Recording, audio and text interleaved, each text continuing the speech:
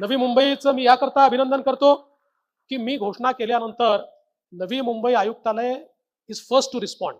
त्यांनी सगळ्यात पहिल्यांदा हे कॅम्पेन आपल्या हातामध्ये घेतलंय आणि जॉन यांच्यासारखा एक अँबॅसेडर त्यांना मिळाला. आता माझी त्यांची चर्चा चालली होती आणि मला जॉन अब्राहम म्हणाले की केवळ नवी मुंबईच नाही, महाराष्ट्रामध्ये कुठेही हा कॅम्पेन करायचा असेल तर तो करण्याकरता मी तयार आहे, मी त्याकरता पुढाकार घ्यायला तयार आहे.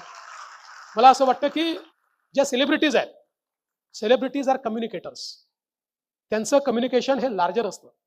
ते कम्युनिकेशन अनेक वेळा हृदयापर्यंत भिडतं आणि म्हणून ज्यावेळेस सेलिब्रिटीज एखादा सोशल कॉज घेऊन कम्युनिकेट करतात त्यावेळी त्या कम्युनिकेशनची रीच खूप जास्त असतं. आणि म्हणून मी जॉन आपलं मनापासून अभिनंदन करतो की आपण या कॅम्पेनमध्ये या ठिकाणी उतरलात आणि ही कॅम्पेन पुढे घेऊन जाण्याकरता देखील आपण प्रयत्न करणार आहात. आणि मला विश्वास आहे या सभागृहामध्ये जे आमचे विद्यार्थी भगिनी आणि बंधू बसलेले आहेत हे लोक देखील आज निर्धार करतील, एका लढाईचा निर्धार. हा निर्धार केवळ स्वतः करता नाही आहे, हा आपल्या शहराकरता नाही आहे, हा केवळ आपल्या समाजाकरता नाही आहे, आपल्या देशाकरता देखील आहे. आपल्या देशाची लढाई आहे.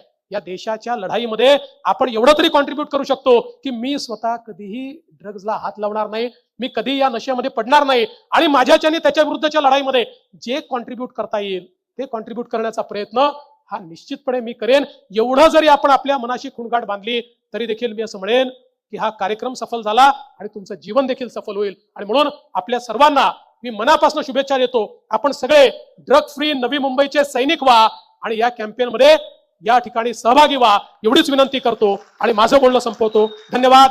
जय हिंद, जय महाराष्ट्र.